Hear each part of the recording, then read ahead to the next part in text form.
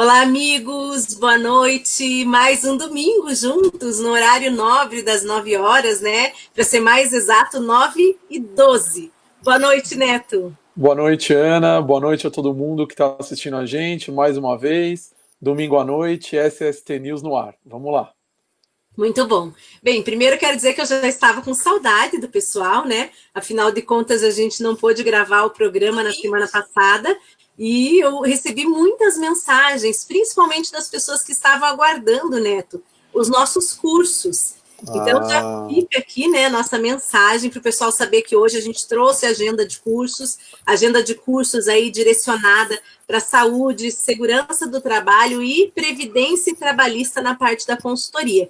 Então, o pessoal que estava aguardando, hoje eu trouxe o cronograma, vou passar o e-mail direitinho para informações, então depois a gente não vai esquecer antes do final de colocar o nosso cronograma no ar.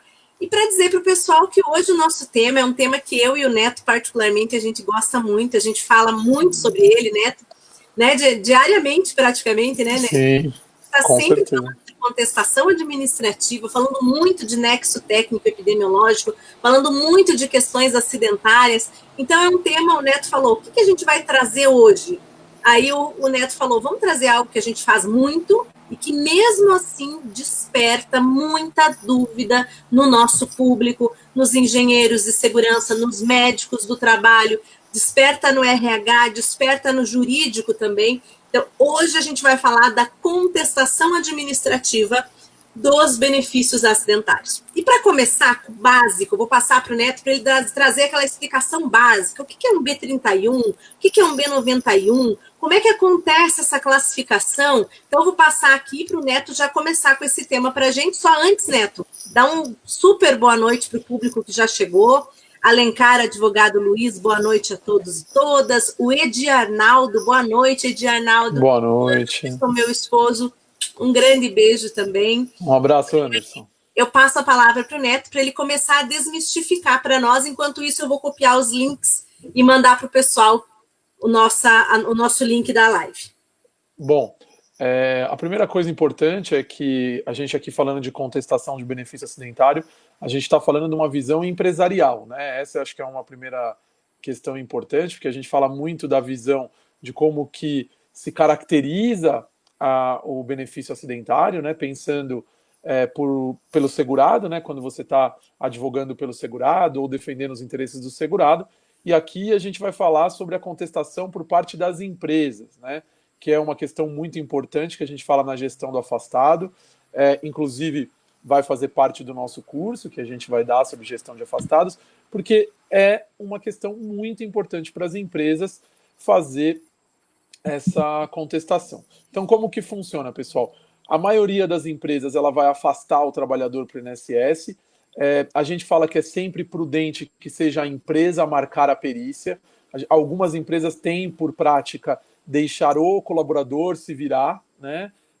Você vai lá e você marca. É verdade que ele pode fazer isso, mas isso não é muito interessante do ponto de vista da gestão, porque a empresa perde o acompanhamento desse benefício. Além disso, a gente tem uma outra grande questão, né, Ana, que a gente tem que sempre lembrar. Se ele demorar para pedir, às vezes o benefício pode até ser concedido, mas ele não vai receber o benefício desde a data de que completa o 16º dia. Se passar 30 dias, ele vai receber da data do requerimento. E aí você tem um período ali que ele pode perder de benefício, né? Então eu já... Neto, só fazer uma ponderação, aproveitar que você falou sobre isso. A única exceção que a gente tem são os casos em que a pessoa ela comprove a impossibilidade de ir até o INSS, embora na via administrativa, muitas vezes, os conselheiros do CRPS ou até mesmo o servidor, eles digam que a pessoa poderia ter mandado alguém, mas não é uma obrigação. Então, ninguém é obrigado a se fazer valer de um terceiro para adquirir um direito, a menos quando é na via judicial que eu contrato um advogado. Então, como na via administrativa eu não sou obrigada a ter um mandatário, ali, se eu estiver internado, se eu estiver em casa, sem condições de mobilidade, de deambulação, nesse caso, único caso, tá? Eu posso fazer o pedido após 30 dias. Então, essa ressalva que o Neto colocou, ela é importantíssima. Sim, porque... Não, imagina, tem que colocar exceção, porque às vezes essa exceção resolve um problema grande, porque aí se você conseguir comprovar essa situação, vai resolver. Mas eu já vi algumas empresas que o colaborador, por problemas, a gente sabe que às vezes as pessoas não sabem utilizar, liga lá no 135, não consegue falar e vai deixando, vai deixando, vai deixando. Passou 40 dias, ele entrou com o pedido, né, ia fazer uma cirurgia, aí depois ele foi reclamar lá na empresa. E aí falou, olha, eu não recebi aquele período, e aí a empresa está com um problemão na mão, né? Então a gente fala que para evitar isso, seria prudente que a empresa tomasse a frente dessa marcação, até porque tem uma questão bem importante, que é a empresa justamente acompanhar o benefício. Se a empresa caracteriza aquela doença como sendo acidentária, ou seja, como sendo uma das condições que estão previstas na legislação como sendo um acidente de trabalho, ela vai fazer o encaminhamento solicitando o benefício de natureza acidentária, B91. Até aí, tranquilo. A maior parte das vezes, a empresa vai encaminhar esse trabalhador indicando que esse benefício deveria ser um B31, que é o auxílio-doença previdenciário, o auxílio-doença comum. E aí é que começa a grande questão, né? Por quê? Porque o INSS, a Perícia Médica Federal, hoje a gente sabe que não tem mais o perito médico do INSS, ele é chamado de perito médico federal, ele pode fazer a caracterização do acidente de trabalho independente do encaminhamento que a empresa fez. Então essa é uma primeira coisa que a empresa, às vezes, eu vejo muita empresa me questionar isso. Ah, mas eu encaminhei como B31, por que virou 91? Porque no momento da perícia, o perito verificou que aquele caso concreto, aquela situação, se enquadraria como acidente de trabalho, uma situação equiparada ou prevista na legislação ao acidente de trabalho. E aí ele vai lá e concede o B91. Né? E aí a empresa, ciente desse B91, ela pode adotar medidas administrativas para que o benefício volte a ser B31. E é aí que começa justamente o tema da nossa live, que é essa contestação do benefício acidentário. Excelente. E é importante que o pessoal entenda o seguinte, a vida da empresa, ela nunca é fácil. E quando a gente fala isso, não é para fazer uma defesa exagerada, é para dizer o seguinte, os meios administrativos, eles não estão preparados para facilitar ou mesmo para priorizar a defesa da empresa. Isso é uma falta de organização do INSS. O INSS está acostumado a lidar com pessoa física, só que em alguns momentos ele vai se relacionar diretamente com a empresa. Eu vou fazer uma ressalva aqui, até para quem não está acostumado com essa área, para entender. Em 2007, a gente teve a chamada Super Receita.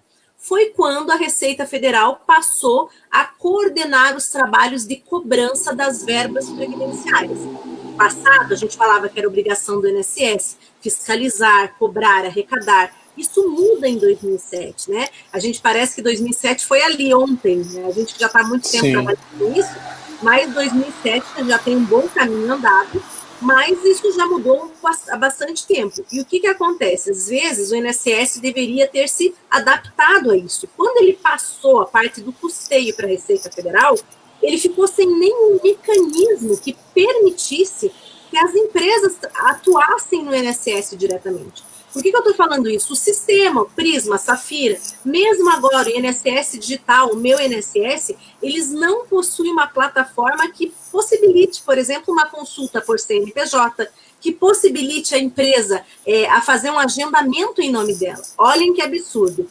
Tudo isso que o Neto falou para vocês, transforma o benefício em B91, por exemplo. A empresa não recebe uma notificação. Não. Ou seja, ela encaminha a pessoa com um encaminhamento, o encaminhamento com a direção de um B31, há uma readequação, a gente não está dizendo nem que o INSS não possa, às vezes faz equivocadamente, e muitas vezes, inclusive. Mas, muitas vezes, está correto também. E é o direito, já que cabe ao INSS a última palavra. O problema é que a empresa não recebe uma informação objetiva sobre isso. Mas isso vai ter reflexo na folha de pagamento dela, na tributação, em questões e trabalhista também. Trabalhistas, né? Claro. E aí, Neto, vou devolver para você explicar para o pessoal como é que a gente fica sabendo que isso aconteceu. Então, como que a gente fica sabendo que isso aconteceu? Fazendo a gestão. Então, a partir do momento que eu encaminhei, a gente geralmente eu chamo isso até de um kit afastamento, né? Ou tem empresas que chamam de outro nome. Você tem que informar aquele trabalhador que ele deve trazer para a empresa a carta de concessão, para que a empresa tome ciência. E além disso tudo, eu fazendo a marcação tal, eu pegar aquele número do benefício e eu consultar mesmo no site do INSS. A gente tem como fazer essa consulta para eu saber, vamos dizer assim, ter acesso à carta de concessão.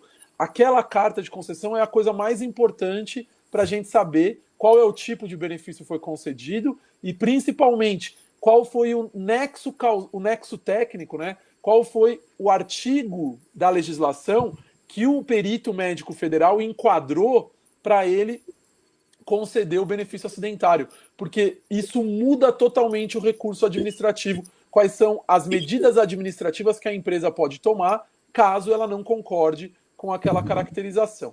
E tem também, lá no site, dá para consultar por CNPJ e ver quais benefícios estão vinculados, né, à empresa. Você tem lá um campo específico e aí você consegue saber. É bem difícil e muitas vezes isso não é atualizado frequentemente, e aí às vezes a gente até tem benefício que não está constando. Como a Ana disse, às vezes é uma confusão a gente conseguir esse tipo de coisa. Então, o mais adequado é eu afastei o trabalhador, eu acompanhar ele, eu ter contato com ele e falar, e aí, já chegou o resultado? O que saiu? Você está com a carta de concessão? Me manda essa carta de concessão. Lembrando que o perito médico federal ele não dá a resposta para o segurado no momento da perícia, né? Então, no momento da perícia, o segurado não fica sabendo até se foi deferido o benefício. Posteriormente é que ele vai ficar sabendo sobre isso. Excelente. E é importante a gente fazer uma ressalva aqui, né? Esse trabalho, normalmente ele vai ser realizado por um escritório de advocacia, sempre amparado pela medicina do trabalho. E aí, essa é a importância, e aí eu sempre falo isso para as empresas também, né? De você ter um profissional de medicina do trabalho que entenda da matéria. Sim. Muitas vezes o profissional interno da empresa não tem condições de fazer. É muito diferente, é importante a gente fazer essa ressalva aqui, o trabalho do médico do trabalho, que está diariamente dentro da empresa, da consultoria de medicina do trabalho. Sim. Justamente porque a pessoa que está na consultoria da medicina, ela tem que caminhar junto com a advocacia. E aí eles precisam ter um trabalho integrado e ligado, não só em NRs, em normas internas, a pessoa precisa compreender um pouco dessa questão jurídica também. O médico do trabalho que vai fazer essa contestação, normalmente precisa ter esse viés, né, Neto? Precisa ter um conhecimento da legislação previdenciária. E um conhecimento mais aprofundado, né? Não é assim, um conhecimento. Não, ele tem que saber o que ele está fazendo, porque eu já vi empresa perder a oportunidade de entrar com medida administrativa porque não entendeu qual foi o enquadramento. E é muito comum as contestações serem equivocadas. E aí essa que é a grande questão. Por quê? Porque dependendo, como eu disse, do tipo de nexo técnico, nós temos 3 principais tipos de nexo técnico dentro da Previdência Social. O chamado nexo técnico epidemiológico, que está previsto no artigo 21A da Lei 8213. Nós temos o chamado nexo técnico individual, que são os acidentes de trabalho típico, as situações equiparadas ao acidente de trabalho, então o artigo 21 inteirinho, e o artigo 20, parágrafo 2º, e nós temos o chamado nexo técnico profissional ou do trabalho, que é o que está previsto no artigo 20, inciso 1º e inciso 2º. Então, para cada um desses, a minha contestação é diferente. Então, às vezes, eu já vi empresa, por exemplo, o perito enquadrou na lista A do anexo 2 do decreto 3048 e a empresa apresentou contestação de nexo técnico epidemiológico, só que o enquadramento não foi esse. E aí é que tem que ver na carta de concessão, que é o que a gente fala nos cursos de gestão de afastado. Você tem que ler a carta e ver qual foi. O INSS ele diz o que ele está enquadrando. Se ele não diz, a empresa tem que provocar o INSS para que ele diga qual foi o enquadramento que ele fez. Né? Se for o caso, até com uma petição, o jurídico, aí por isso do jurídico tem que estar junto, entrar e falar. A empresa tem que ter essa informação, porque isso gera reflexo para ela é interessada na informação. Essa que é a grande questão. Só que aí, Neto, aí entra uma coisa importante que a gente comentou para o pessoal compreender. Mas como que eu vou fazer essa busca de dados? Tudo isso eu preciso de uma equipe jurídica que tenha o conhecimento. Por quê? Porque essa busca de dados, normalmente, ela ocorre em nome do segurado. Sim. Embora a gente faça a consulta no CNPJ da empresa, a busca toda de dados vai ocorrer, a cópia integral do processo, o acesso, vai ocorrer em nome do segurado. E aí a gente tem um impasse, né, que está para ser resolvido já há um bom tempo, existem já iniciativas para resolver, mas ainda não estão completamente aplicáveis, Sim. que é o fato da empresa poder ir até o INSS, fazer agendamento em seu nome próprio, ter acesso ao processo, peticionar em seu nome, porque ainda acontece de muitos advogados optarem por fazer o peticionamento em nome do segurado por meio da empresa, né, explicando isso na petição, porque senão tem agência do INSS que não aceita o protocolo. Né? Exatamente. E como a empresa às vezes não consegue enviar pelo meu INSS, e agora parece que vai poder fazer o envio direto pela plataforma onde faz a consulta, mas ainda não está funcionando como deveria, né? Essas são questões muito importantes, porque eu acho isso um absurdo, a empresa não poder se manifestar no processo administrativo, porque, como eu volto a repetir, ela não está fazendo parte daquela relação diretamente entre o segurado e o INSS, só que tem reflexos que caem sobre a empresa. Por exemplo, depósito de fundo de garantia. Se eu não sei que o funcionário recebeu um B91, como que eu vou fazer a manutenção do depósito de fundo de garantia? Esse é um grande problema para as empresas. Tem empresa que ela só descobre que o benefício é B91 quando o funcionário volta depois de 1 ano e meio. E aí tem 18 meses de fundo de garantia que deveria ter sido feito o depósito. Fora o plano de saúde, né? Manutenção de plano de saúde, estabilidade. Então você tem uma série de questões, e tem convenções coletivas que, se é B91, tem uma série de outras questões que o trabalhador tem direito, e nada disso é respeitado. Por quê? Não é porque a empresa não quer, é porque simplesmente ela não tem ciência de que o benefício era de natureza acidentária. E é importante a gente lembrar, essa consulta ela vai ocorrer, normalmente os dados são postados na terça de madrugada, então a consulta normalmente ela é feita pela empresa, né, pelo RH, empresas grandes normalmente contratam escritórios para fazer isso semanalmente. Por que a gente fala isso? Imagina, se você tem uma planificadora com 10 pessoas, se você tem uma loja com 30, é tudo tranquilo. Mas imagine uma empresa com 14, 15 mil empregados que tem 300 afastamentos semanais, né? Principalmente hoje em dia, a grande coqueluche das empresas são os empregados que vão de moto. Eu sempre, quando faço alguma orientação ou dou alguma consultoria, Sim. o pessoal sempre vem falando, gente, o que fazer? Como eu posso proibir o empregado aí de moto? Não tem como proibir, né? A gente tinha uma empresa que a gente dava assessoria em Santa Catarina, que ela tinha cerca de 300 afastamentos semanais por acidentes de moto. Nossa. Então, a empresa chegou até a fazer políticas de incentivo para que os empregados teria, né, alguns brindes, algumas coisas internas para os empregados deixarem de trabalhar de moto, colocou ônibus, colocou várias situações para buscar esses empregados. Então, só para vocês verem que, às vezes, os empresários também enfrentam várias problemáticas Sim. que são invisíveis aos olhos da sociedade. Né? Essa questão é bem importante. Sempre tem alguém em curso de gestão de afastado que fala isso. Tem como eu proibir o funcionário de vir de moto para o trabalho? Ele fala, não tem como. Como é que você vai proibir o cara de ir de moto? E agora, com a volta do acidente de trajeto, né? Tinha saído, voltou. A volta dos que não foram. A volta dos que não foram. Então, volta essa preocupação para as empresas, né?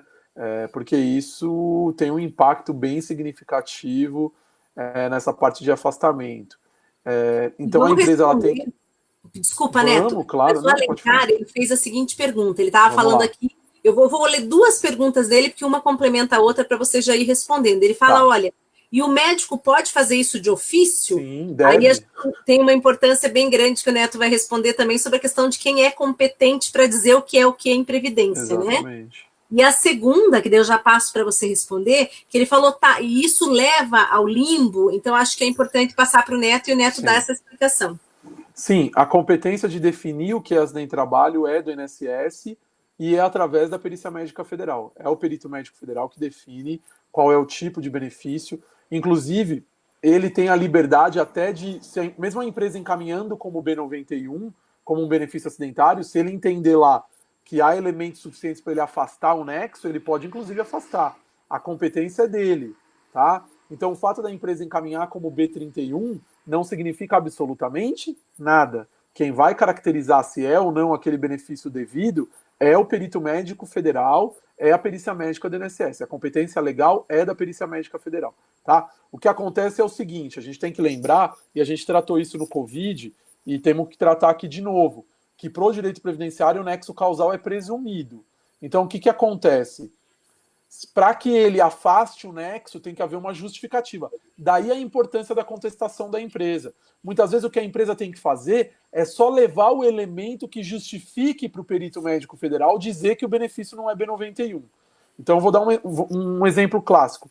As empresas que fazem gestão efetiva, quando eu afasto o trabalhador para o INSS, num B31, eu já sei se aquele CID tem nexo técnico epidemiológico, por exemplo, com o meu KNAI.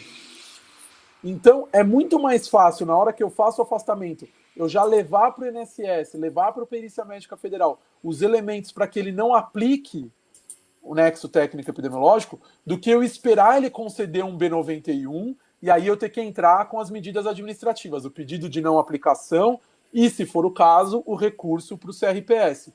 Então, isso é a gente agir de forma preventiva.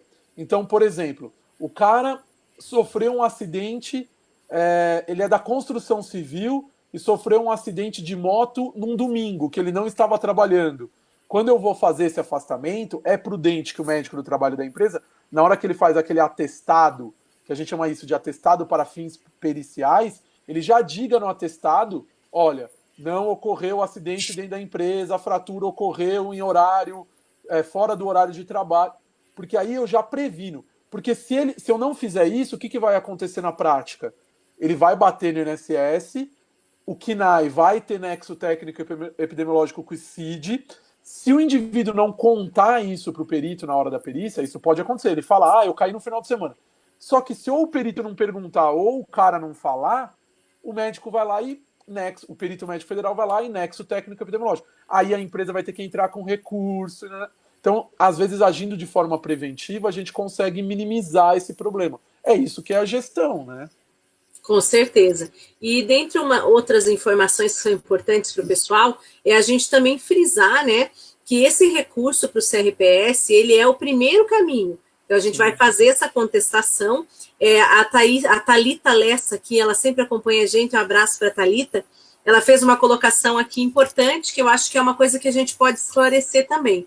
Ela falou, olha, eu já encontrei dificuldades, porque quando chega na agência, cada agência pede uma listagem de documentação diferente.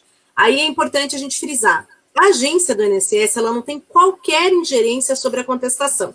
Isso foi uma coisa que até quando eu conheci o Neto, a gente tratou muito disso. Não sei se você lembra, né? Sim, lembro. Porque eu falava, olha, ela não as tem agências não queriam, nenhuma, né? Porque... Até sobre se é tempestivo ou não, né? exatamente, porque a quem cabe isso? Ao CRPS.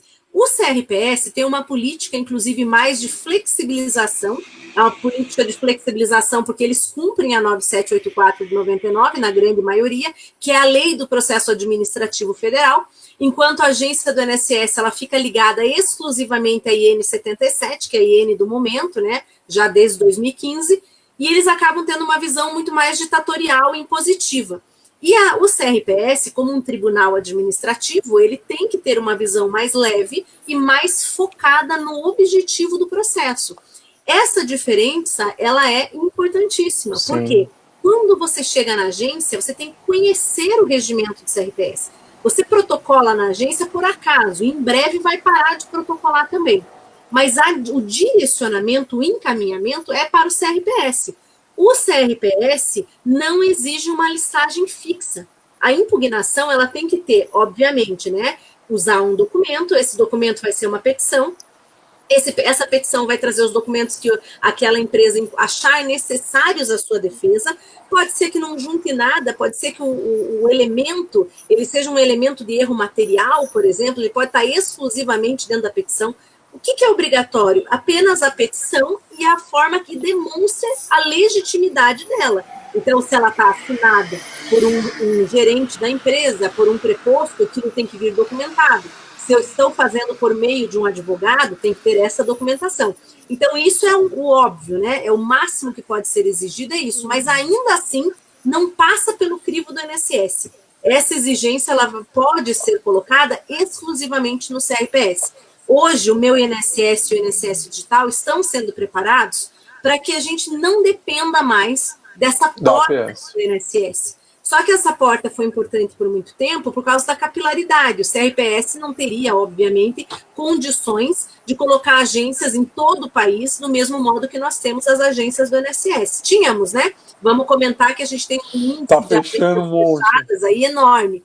Mas onde eu quero chegar? Dizer assim, o INSS era uma porta pelo meio da qual se recebiam os recursos para o CRPS. Mero recebedor, né? Mas não faz juízo de admissibilidade, gente. Não faz, não tem competência. Não tem juiz de quem o juiz. Não, é ele já só mandar a documentação. Né? Exatamente. E isso está onde? No regimento interno do CRPS. A portaria 116, se eu não me engano, 116 de 2017, acho que é o ano. Então tem que dar uma olhadinha lá. A anterior era 548 de 2011.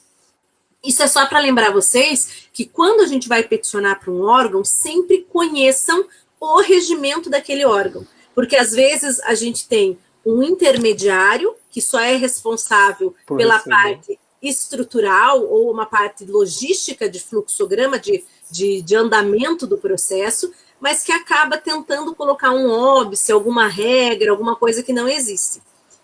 E passando disso, Neto, acho que é bem importante a gente falar para eles que depois eles vão fazer o acompanhamento desse recurso por meio do e-recursos, que agora está com nome novo, que é o site do CRPS, né? E aí eles vão acompanhar por lá todo o andamento, vão pedir sustentação oral, sempre que for importante tem que pedir sustentação. A sustentação ela faz muita diferença no processo administrativo. Nós temos 4 conselheiros julgando, 2 do governo e 2 da sociedade. Normalmente, essas pessoas que representam o sindicato, elas, tanto da empresa quanto do trabalhador, elas estão mais, assim, elas estão com o pé mais calcado na realidade, né? Pé no chão. São pessoas que trabalham para a empresa ou trabalham para o trabalhador. Essas pessoas têm mais condições no julgamento, muitas vezes, de puxar o julgamento para o caso concreto. Sim. Aquele mundo, né, da legislação, da teoria, e colocar os pés no chão. Então, o julgamento no tribunal administrativo, ele costuma ter essas vantagens. Verdade real, né? E tem que aproveitar, né, Neto? Sim. Tem que fazer a sustentação, levar as provas, ir até lá, debater com os conselheiros, que isso é sempre muito importante. E o que é importante, né, a gente dizer também, é que, como eu disse, dependendo do tipo de enquadramento que o INSS fez, a forma do recurso é diferente. E verdade. No nexo técnico epidemiológico, a empresa tem uma vantagem absurda, que é o efeito suspensivo do recurso, né? Então, é muito importante a gente destacar que esse efeito suspensivo só está previsto na legislação pro nexo técnico epidemiológico. Tem gente que acha que para os outros tipos de nexo técnico também tem efeito suspensivo, e não é verdade. Então, a gente tem uma grande diferença aí, e aí por isso que eu digo que quem tem que fazer isso tem que ter esses detalhes e saber profundamente sobre a matéria. Porque, por exemplo, pro nexo técnico epidemiológico, a empresa ela não precisa acelerar o julgamento, porque está com efeito suspensivo. Se demorar, tranquilo. Agora, para os outros tipos de nexo, quanto mais rápido ocorrer o julgamento, melhor. Porque não tem efeito suspensivo. Eu quero saber logo se eu vou continuar pagando o fundo de garantia do cara ou não.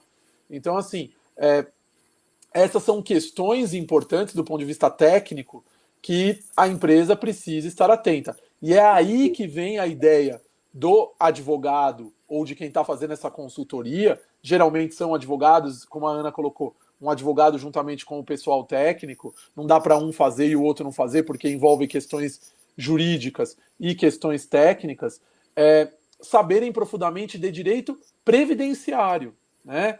E aí a gente tem que fazer a propaganda da nossa pós-graduação do IEPREV. Por quê? Porque é justamente isso que a gente quer trazer na pós-graduação, né? Previdenciário, empresarial e compliance. Por quê? Na prática, a gente vê muito é o RH da empresa que faz, não que seja que ele esteja errado em fazer, mas ele faz a contestação e isso não dá andamento, isso não tem segmento, ele só apresenta aquela contestação lá e muitas vezes a empresa não sabe nem o resultado do julgamento. Eu já vi muitos casos assim. E perde a oportunidade do recurso, né? Exatamente. É importante a gente falar. Então, no CRPS é uma estrutura complexa, ele tem a junta de recursos, que é a primeira esfera quando a gente sai da agência. A junta de recursos, nós temos juntas de recursos em todas as capitais no Brasil. É importante dizer que não existe no CRPS uma competência por localidade, diferente do Poder Judiciário. A nossa competência dentro do CRPS, ela vai acontecer de acordo com a Caixa dos Conselheiros, onde eu tenho espaço livre, ele é enviado, mas existe uma tendência, né, que foi adotada aí nos últimos 4 anos pelo CRPS, justamente até para respeitar as particularidades de cada região, algumas questões que são importantes, que o conselheiro também conheça essas peculiaridades. Em razão disso, eles começaram a dar uma preferência para as juntas que são da mesma localidade, mas não é uma obrigatoriedade. Então, eu posso ter um processo meu julgado em Palmas, no Tocantins, eu posso ter um processo meu julgado em Manaus, eu posso ter um processo meu julgado em Curitiba, em Porto Alegre, São Paulo? Posso. Mas o que é importante entender? O segundo grau de jurisdição, esse sim, ele fica em Brasília. Nem sempre foi assim, nós tivemos 5 adjuntas espalhadas pelo país. Eu considero uma pena isso ter sido encerrado, mas hoje elas estão concentradas em Brasília. Uma das vantagens, o gerente regional, o gerente da agência, o superintendente regional, deixa de ter influência sobre as CAGES. Isso eu acho que é muito bacana, porque existe, de certa forma, por questão política, uma certa sempre conversa, alinhamento de ideias, e isso é prejudicial para o segurado. Já quando o CRPS ele fica isolado em Brasília, isolado do INSS também, ele cumpre melhor o papel dele, que é um papel autônomo de fazer o controle de legalidade do ato do INSS. Então, isso tem o seu ponto positivo. E aí, né, qual que é a vantagem de a gente falar? Perdi, nem sequer foi analisado na junta, não tem problema. A Câmara de Julgamento costuma ter conselheiros mais preparados. Eu estou dizendo costuma porque a gente tem muito conselheiro bom em junta, não quero diminuir de forma alguma. Mas tem aqueles que ainda são nomeados por apadrinhamento, tem aquelas pessoas que não são formadas em direito, que não entendem de sopesamento de regra, de norma, de hermenêutica jurídica. Mas nas câmaras de julgamento, essa escolha ela costuma ser muito mais cuidadosa. A gente tem especialistas, mestres, tem até doutores. Então é bacana o julgamento da CAGE, não pode desistir.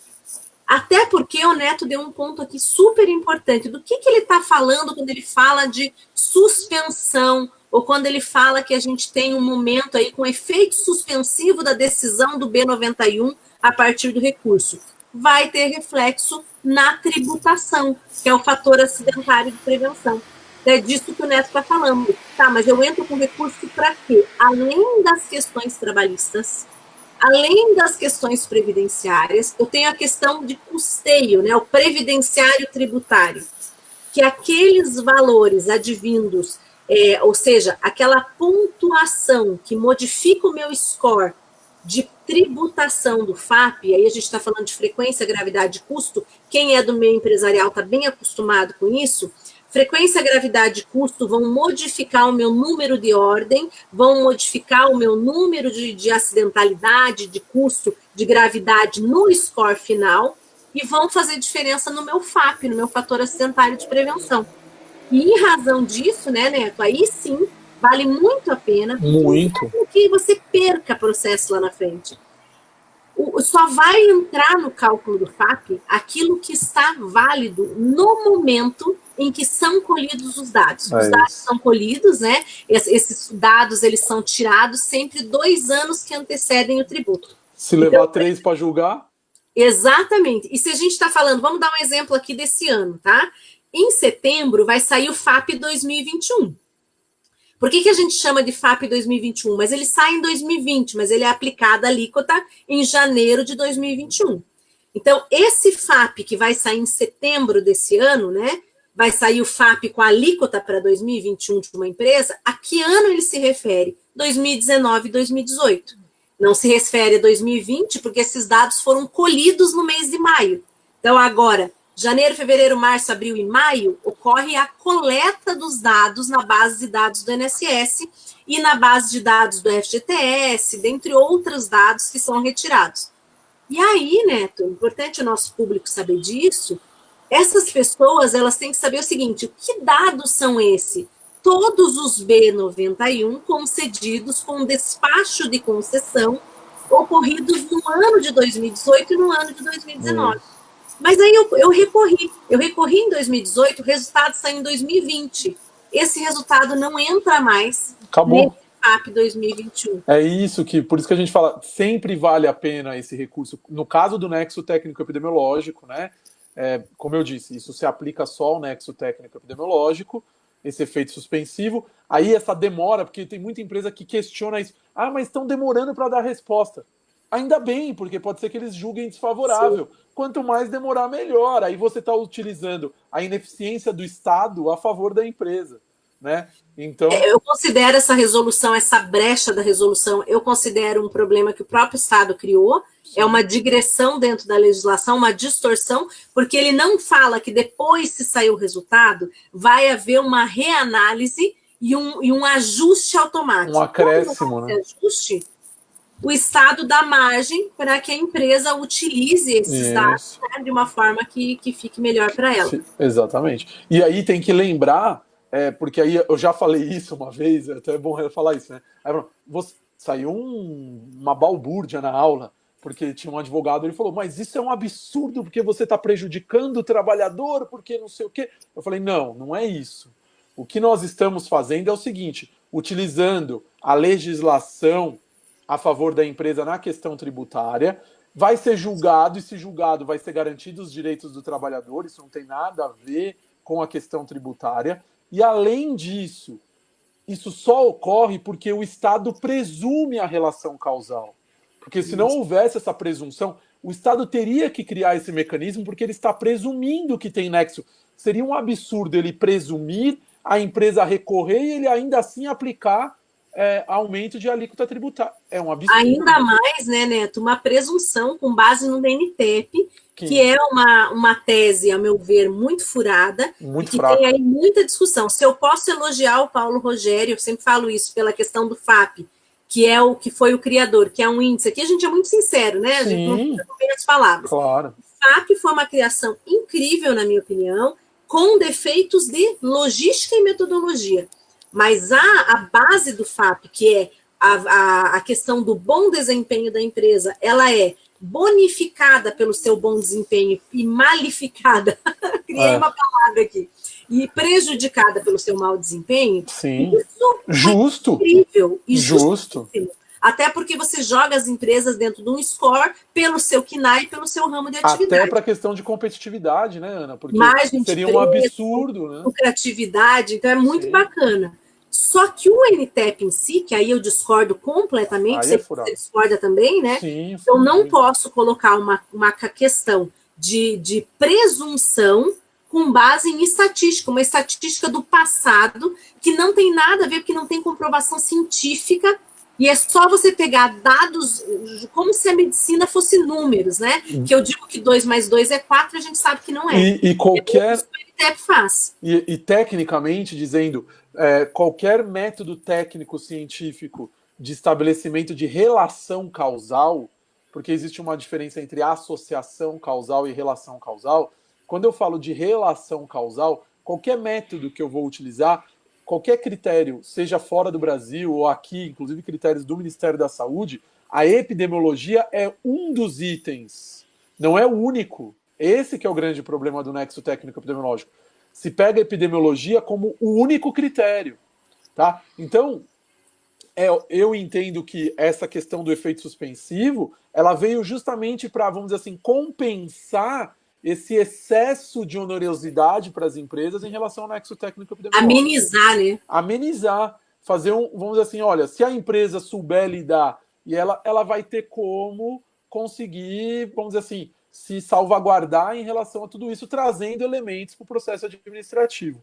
A grande questão é que muitas empresas não fazem isso. Esse que é o grande problema. né? Com certeza. Deixa eu aproveitar, Neto, falar para o pessoal, vocês que estão gostando do nosso programa, que sempre acompanham a gente, compartilhem na sua timeline, nos grupos, compartilha na timeline de algum colega também, porque ajuda a gente chegar a atingir um maior número de pessoas. Sim. A gente está aí com vocês todo domingo, né? No horário nobre, eu sempre brinco, que é o horário dos programas de televisão que estão mais assim bombando no final de semana. Mas a gente não abre mão desse horário, né, Neto? Sim, já é horário marcado. A gente começou fazendo de domingo e quarta, depois a gente resolveu fixar no domingo, justamente porque eu acho que é um momento que está todo mundo em casa, e depois que acabar a pandemia, é um momento que eu e a Ana também estamos em casa, não estamos nas nossas atividades do dia a dia, para a gente poder conseguir manter o programa todo domingo. Se tudo voltar ao que era antes, ao normal, né? Se Deus quiser, vai voltar. Durante a semana fica impossível, né? Deixa eu aproveitar, Neto, falar para o pessoal. Você começou a falar da nossa pós-graduação, eu acabei esquecendo. Então, lembrar o pessoal que a gente está com uma pós-graduação inovadora. Essa pós-graduação ela vai conjugar direito previdenciário, trabalho e tributário.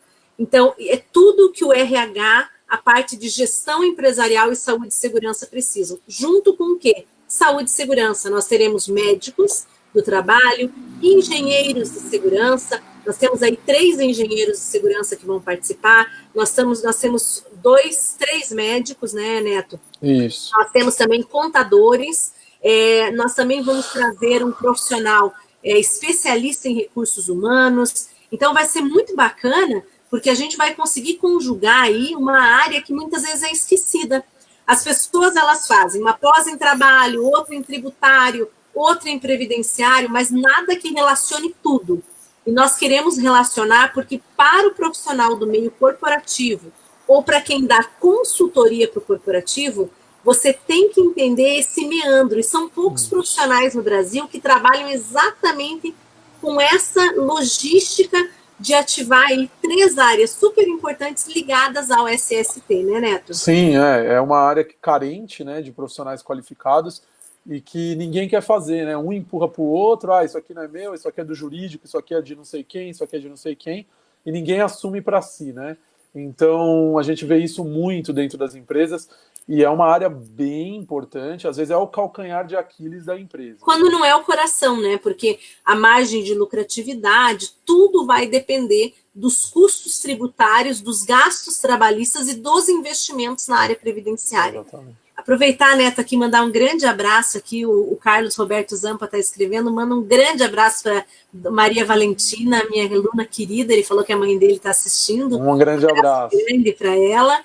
Mandar um abração também para a Marinês, que é minha amiga que está aqui assistindo. Quem mais? Que eu não falei ainda. Neide Ferreira, Maria Cecília Marques Soares. Então, um grande abraço para todos aí. A Maria Cecília está comentando aqui que a pós vai ser excelente e muito carente de profissionais. Verdade. E a pós está num preço bacana, gente. Ela fica um pouco mais cara do que a pós de benefícios, mas eu vou dizer para vocês que é uma pós incrível. Nós vamos ter um pouquinho mais de custo, porque essa é uma pós que a gente vai trazer profissionais também muito gabaritados. Nós vamos trazer para a aula magna o desembargador Leandro Paulsen. Nós vamos falar de compliance previdenciários, crimes previdenciários, crimes realizados na folha, crimes realizados na área de saúde e segurança. Então, é incrível. Mandar um grande abraço para a Maria Lúcia Rodrigues também. Um abraço. E muito feliz que a Maria Lúcia sempre compartilha, ajuda a gente a fazer propaganda da nossa aula. Eu estou sentindo falta do Bernardo, ele vai chegar bem no finalzinho, assim. Ele sempre está com a gente também. Pode falar, desculpa. Não, só aproveitando, lembrar que é muito importante essa qualificação, porque dentro das empresas a gente vê pouca gente trazendo essa discussão, né?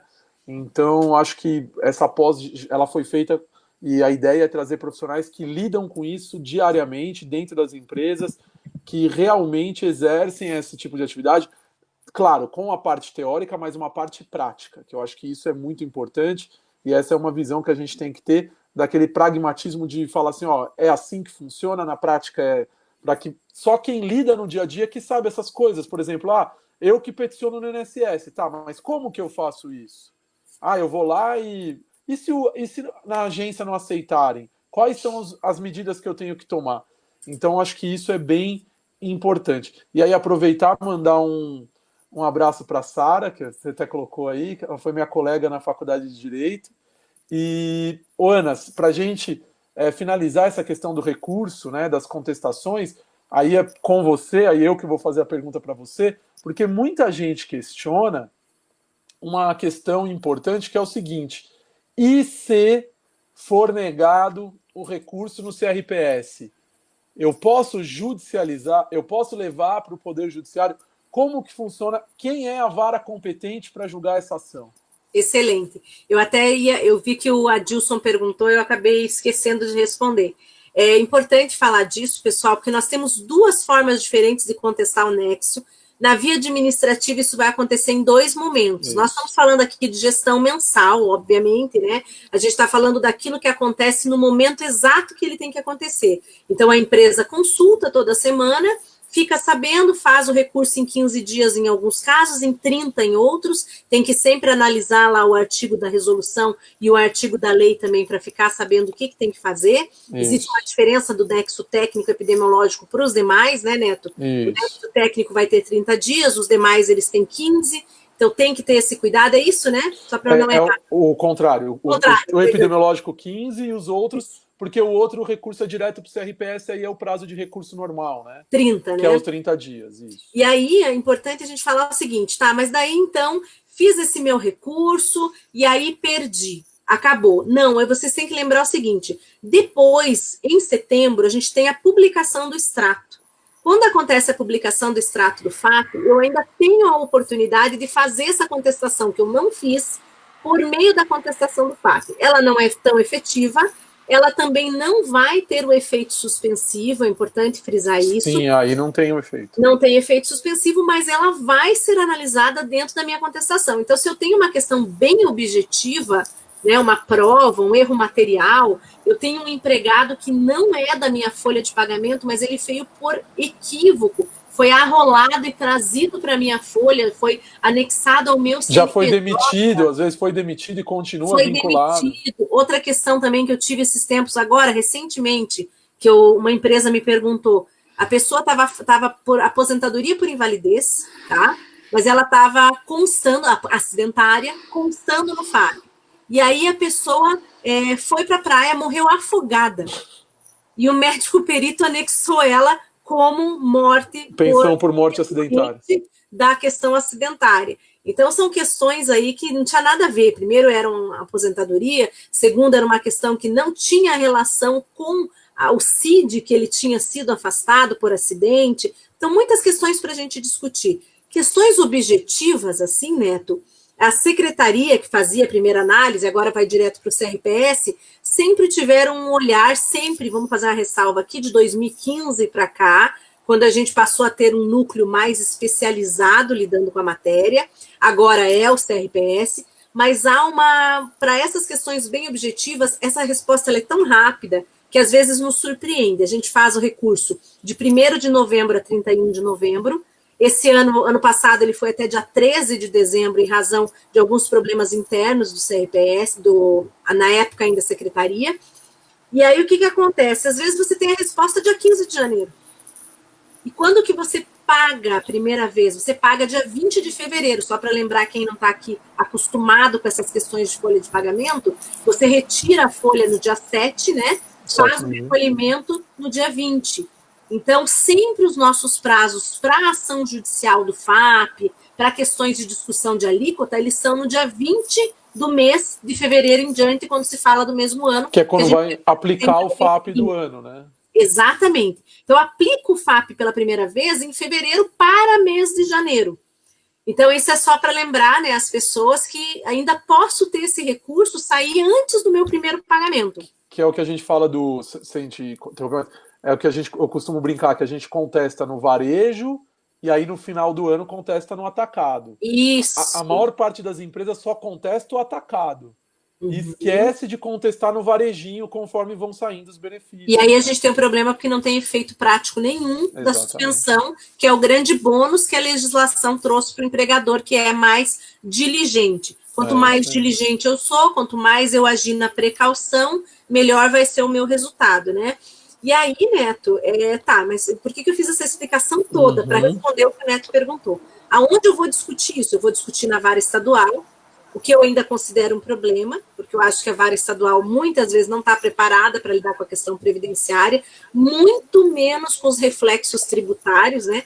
O juiz estadual não tem esse conhecimento, muito menos a equipe, que às vezes tem menos conhecimento ainda, e a gente se depara, às vezes, com algumas decisões, assim, estapafúrdias, eu diria, né, esdrúxulas, que precisam de contestação até o STJ, mas vale a pena. Então, eu vou para a vara acidentária, sem dúvida, né, vou fazer essa discussão lá. Lá eu posso discutir natureza do vício, implicação material do vício, erro de imputação do vício. Então, tudo isso referente ao nexo técnico. Tem muita coisa que pode ser discutida. Isso que é bem...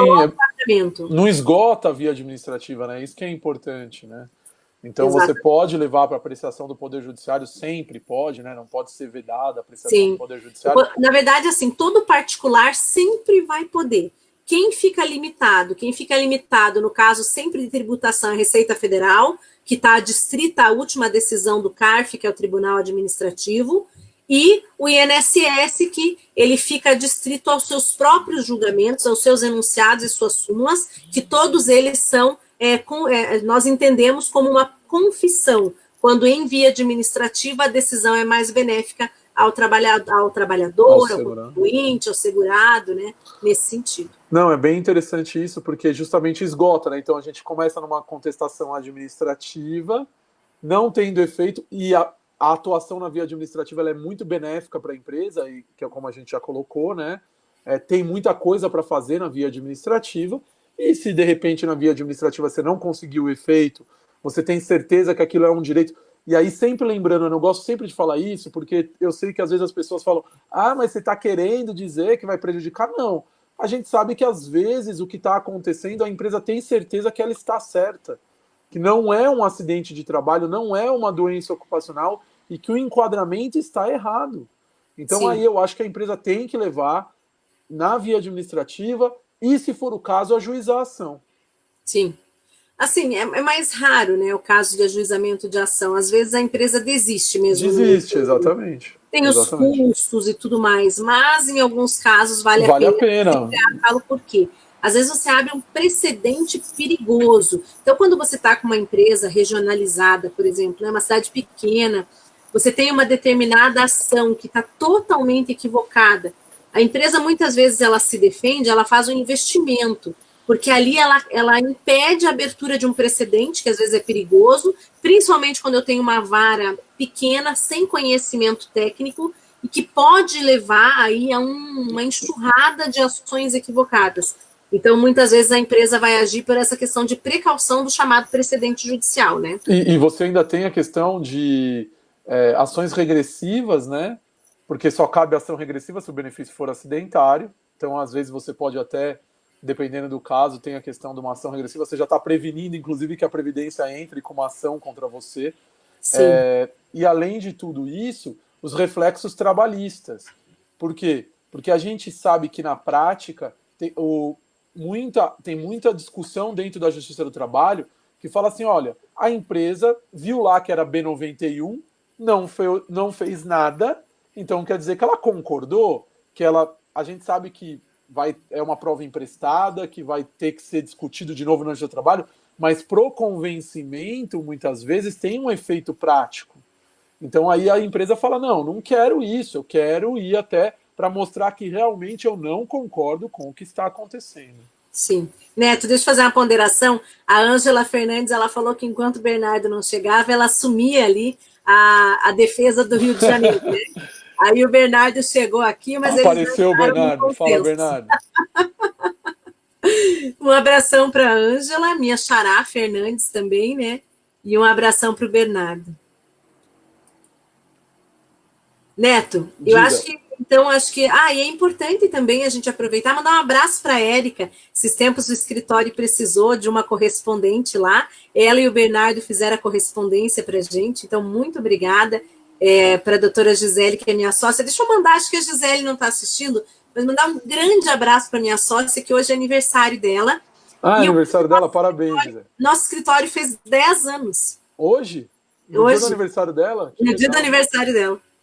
Nós abrimos o escritório no dia do aniversário dela, em 2010. Falei para ela, quem diria que nosso escritório ia fazer aniversário em épocas de isolamento, né? Mas é isso aí. Então, esse ano, fazendo 10 anos do escritório. Eu estou licenciada do escritório há 4, vai fazer 5 anos que eu estou licenciada, mas ainda continuo proprietária lá junto com a Gisele. Mas é sempre um prazer enorme, né? Porque eu falo sempre que eu saí da advocacia, mas a advocacia não sai de mim, porque é uma vocação que a gente tem, né? Não tem jeito. Mandar um grande abraço aqui para a Ângela, ela fez a seguinte pergunta: e quando a empresa emite a CAT e o INSS concede um B31, ou seja, o INSS reduz, né? Eu não acho que tenha que ter nenhum tipo de ação por parte da empresa. A competência legal é para o INSS. Aí, nesse caso, é muito provável que o segurado entre com recurso, né? Aí a empresa não vai estar atuando, na verdade, porque aquilo que a gente falou, o INSS ele tem a perícia médica federal, eles têm autonomia para fazer isso. É claro que eles têm que fundamentar, né? Eles não podem fazer coisas que não estão previstas na legislação. Agora, se o perito médico federal entender que aquilo não é um caso, que a CAT foi emitida de forma errada, equivocada, ele pode sim conceder um B31. É muito raro isso acontecer, convenhamos, né? Mas pode ser que num caso prático isso ocorra.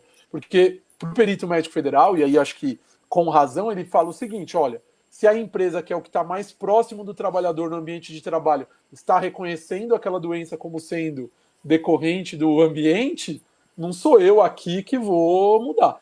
Então isso aconteceria num caso muito absurdo de uma doença que está sendo emitida uma CAT que não tem nada a ver. Porque a gente tem que lembrar agora, Ana, acho que isso é importante, que o interesse na contestação, o interesse em um benefício ser acidentário ou não, ele não é só mais do segurado, ele é de toda a sociedade, de todo mundo que financia a Previdência Social. Porque a gente tem diferença no pagamento, por exemplo, de aposentadoria, se é de natureza acidentária ou não. Então, isso gera aquela história de assim, mas é só o interesse da empresa. Não, é o interesse de todo mundo, de todos nós que contribuímos.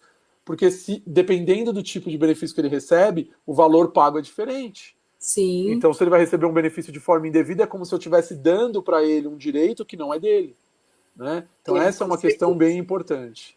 Não, excelente ponderação. A Cíntia está falando que foram excelentes esclarecimentos, né? Obrigado, ela trabalha Cíntia. numa empresa que captura os dados publicados dos benefícios e informa aos clientes semanalmente sobre as publicações. É exatamente isso, Cíntia. Ótimo. Muito bacana. Né? Tem muitas empresas que fazem esse trabalho, e esse trabalho é fundamental, porque a empresa não tem isso por meio da administração pública, que deveria possibilitar.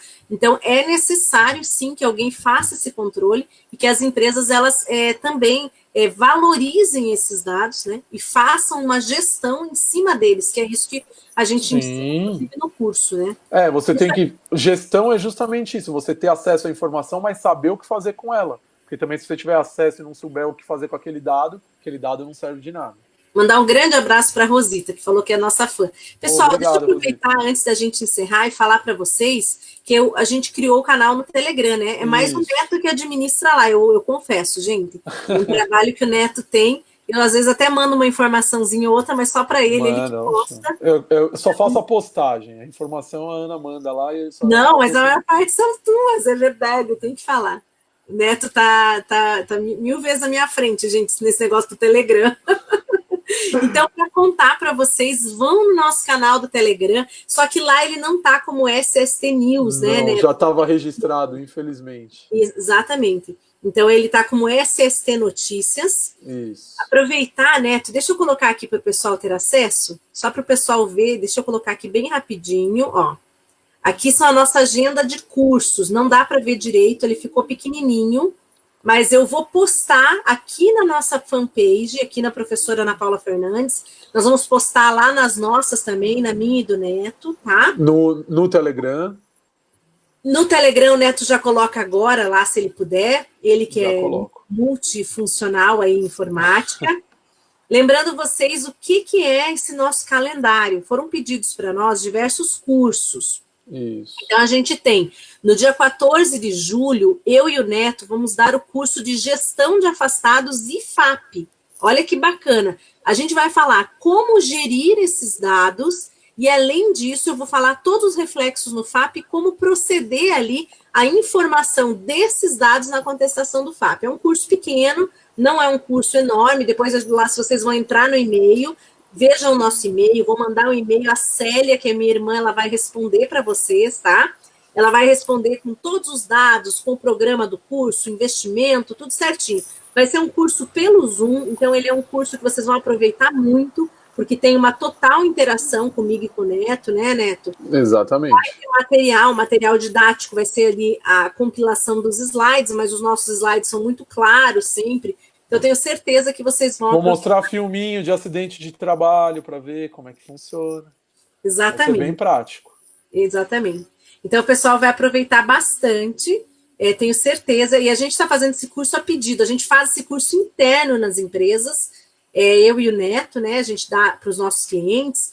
E agora a gente teve muito pedido em razão da nossa live do SST News, e a gente resolveu fazer esse curso pelo Zoom para todos os... Então, pode ser pessoal do RH, gestão, médico do trabalho, engenheiro de segurança, todas as pessoas que tenham vontade de entender um pouco advogado, consultor, todo o pessoal, então, que é dessa área, que tem interesse, venha fazer o curso com a gente, tá?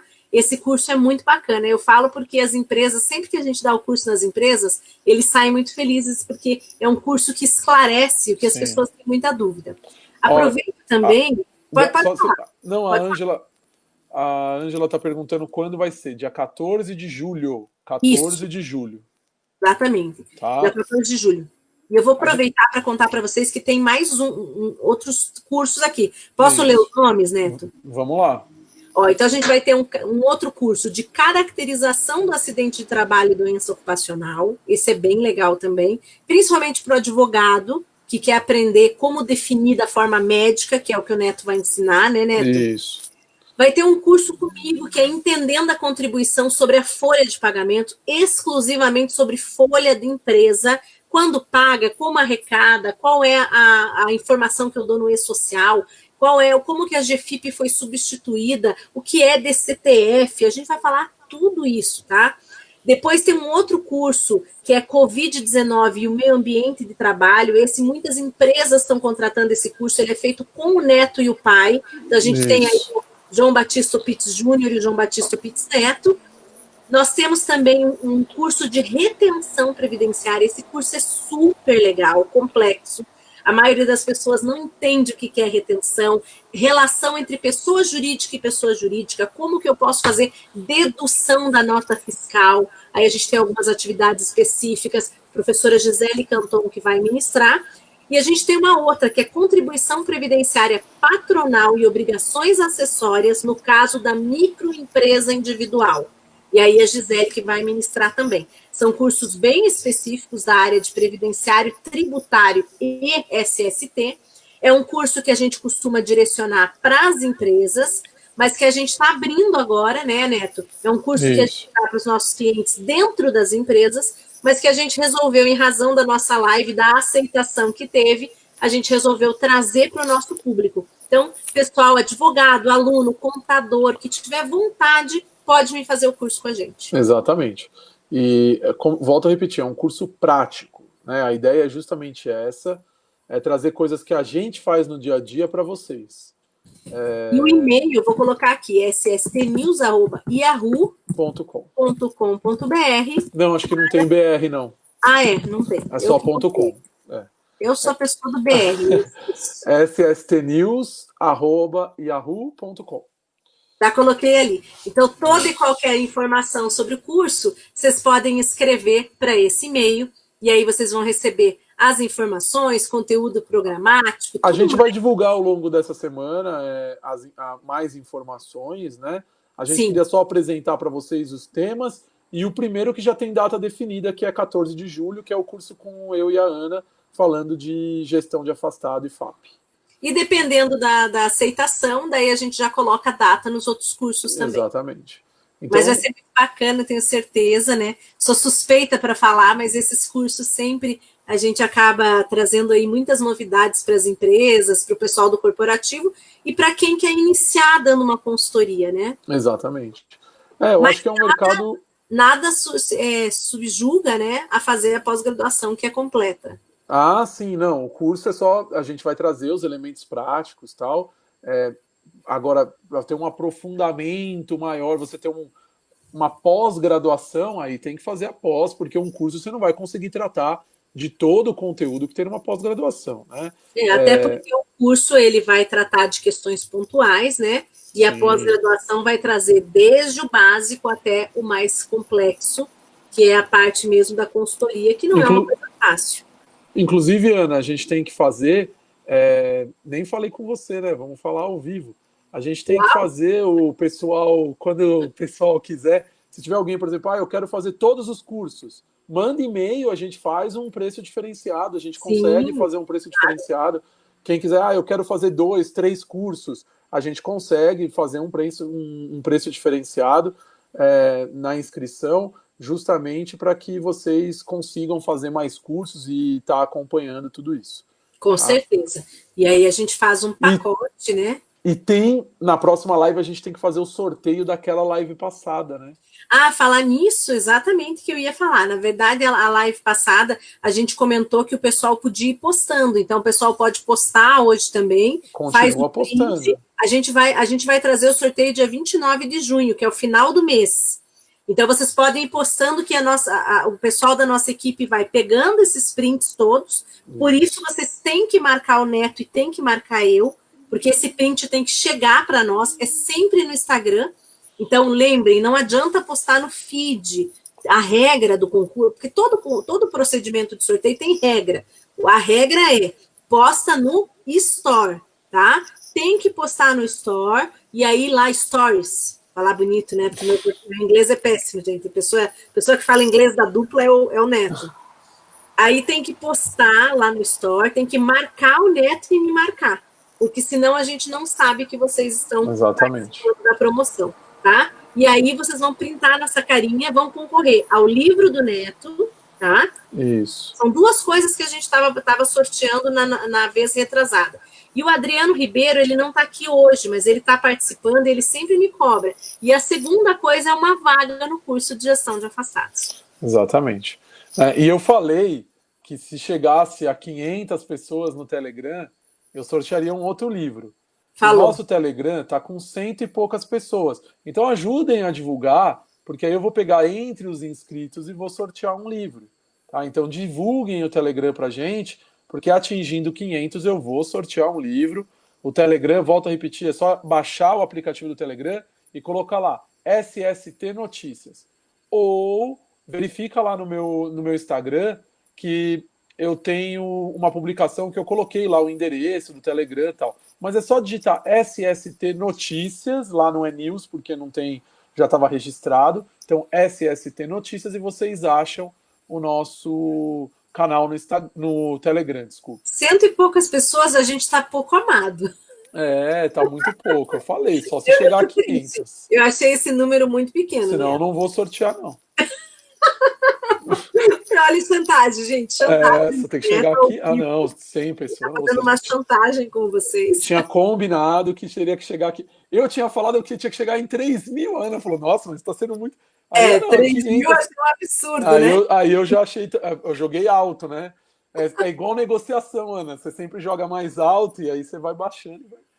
Então... Olha, a Thalita já está ali falando em 2 livros, mas é um livro pelo Telegram e o outro livro pelas postagens no Instagram. Para ajudar a gente na divulgação. São 2 livros. Só que no Telegram, no Instagram a gente vai sortear quem printar. Agora, no Telegram, ele ainda não está em sorteio. É só se atingir 500 pessoas. Exatamente. Aí pessoal, tem que cumprir. A gente a postar, né? A compartilhar nossa live, a fazer o print e colocar no Instagram, para que a gente possa chegar a um número maior de pessoas e realizar ali os cursos, né? Os webinários que a gente tem vontade de trazer para vocês. Lembrando que o nosso último webinário foi totalmente gratuito. Então, os webinários, a ideia é que sejam sempre gratuitos, e a gente, claro, a gente vai dar o curso vai ter custo, mas os webinários e as lives são uma forma gratuita da gente compartilhar o conhecimento. Sim. Exatamente, além das lives, né? Que depois Sim, vão lá para o YouTube. Então vocês já sim. aproveitam, vão lá no YouTube, Instituto Paulista de SST, professora Ana Paula Fernandes, tem 2 canais. Se inscrevam nos 2, tá? Não é nem num só, nem no outro, se inscrevam nos 2. Inscreva, assista os vídeos, curte o vídeo, compartilhe. Ajuda a gente a divulgar essas questões de SST, porque todo mundo se beneficia. Eu não sei o que é esse número que o Bernardo está nos dando aqui, mas 355? O que é depois você isso? me explica. Esse é o número que a gente vai chegar, Bernardo? Ah, mas aí é pouco, né? A gente pode ter um pouquinho mais de seguidor lá no nosso Telegram. O quê? 355? Não, é 500. Eu queria 3.000, já tá 500, já baixei bastante.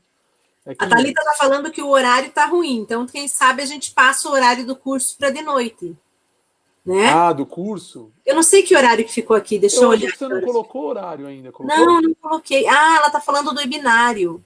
Ah, do Será que é webinário, do webinário? Mas o webinário, Me explica aí que eu não entendi. quem não conseguiu acompanhar o webinário, tem ele na íntegra no YouTube. É só entrar lá no canal. Tá Não, mas lá. peraí, a Thalita vai escrever ali pra gente. Thalita, eu não entendi o que você falou do horário. Ah, Do do webinário. webinário, Ah, olha lá. mas é que foi no feriado. O Isso, foi no webinário feriado. foi de manhã, porque ele foi no feriado do dia 1º de maio, É, tá? Por isso que a gente fez no dia de manhã, por é isso causa aí. disso. Não, mas o curso normalmente é à noite, né, À Neto? noite, a gente quer fazer à Das noite. 6 às 10, né? Isso, exatamente. Tem que ser à Normalmente é noite. à noite. Ai, que É, bom. E olha, a Rosane já entrou no Telegram, que bom. isso, vamos lá.